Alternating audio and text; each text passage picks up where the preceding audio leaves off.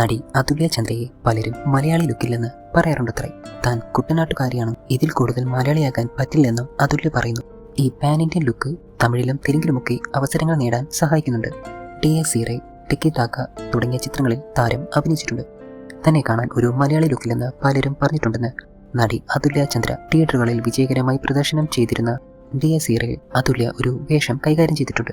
Pan Indian ലുക്കുണ്ടെന്ന് പറഞ്ഞ് പല ആഡുകളും എന്നിലേക്ക് വന്നിരുന്നു.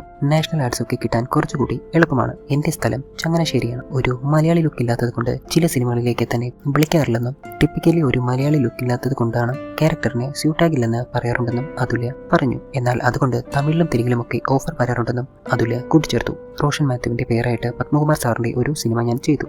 അതുപോലെ ആസിഫ് അലിയുടെ ടിക്കി ടാക്കയിൽ ഞാൻ ഒരു വേഷം ചെയ്യുന്നുണ്ട്. ടിക്കി ടാക്കയിൽ ഞാൻ കുറച്ചൊരു സ്വാഗുള്ള റോളാണ് ചെയ്തത്. ചെറിയ വേഷമാണെങ്കിലും അതും ഇമ്പാക്റ്റുള്ള റോളാണെന്ന് സംവിധായകൻ പറഞ്ഞിരുന്നു.